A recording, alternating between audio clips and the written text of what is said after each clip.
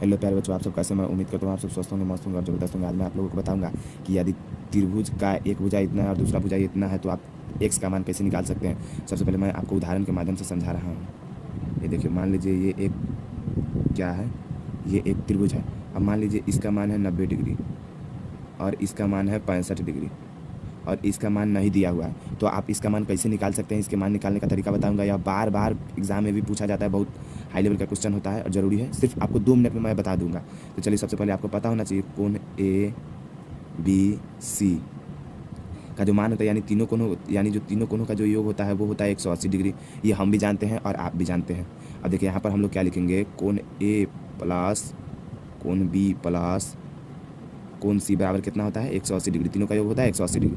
अब आपको क्या करना है, कोण ए का मान इसमें क्या दिया हुआ है। मान लीजिए ये ए है, बी है, ये सी है। अब देखने में आसानी हो जाएगा। कोण ए का मान क्या दिया हुआ है, कोण ए का मान है 90 डिग्री प्लस कोण बी का मान क्या है 65 डिग्री और कोण सी का मान क्या है x बराबर 180 डिग्री। इतना है। इसके बाद आपको क्या करना है, 90 और 65 को जब जोड़िएगा तो 5 के 5 915 यानी 155 डिग्री हो जाएगा। समझिए, इसके बाद प्लस x है और बराबर 180 डिग्री है। समझ गए, इस छोटा सा बिंदु का मतलब होता है डिग्री।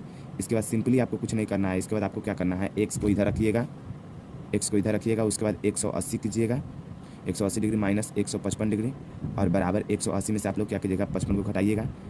10 में से 5 गया 5 और ये बच गया 7, 7 में से 5 गया 2 और 1 में से 1 चला जाएगा यानी 25 डिग्री। यानी जो हम लोग कह सकते हैं इसको, यानी जो एक्स का जो मान आया, एक्स का मान आया 25 डिग्री। आप लोग देख सकते हैं अच्छी तरह से कि जो मैंने त्रिभुज का मान निकाल दिया है, एक्स का मान निकाल दिया है। एक्स का मान हमारा आ चुका है 25 डिग्री। फिर मिलते हैं अगले वीडियो में नए टॉपिक के साथ। जय हिंद।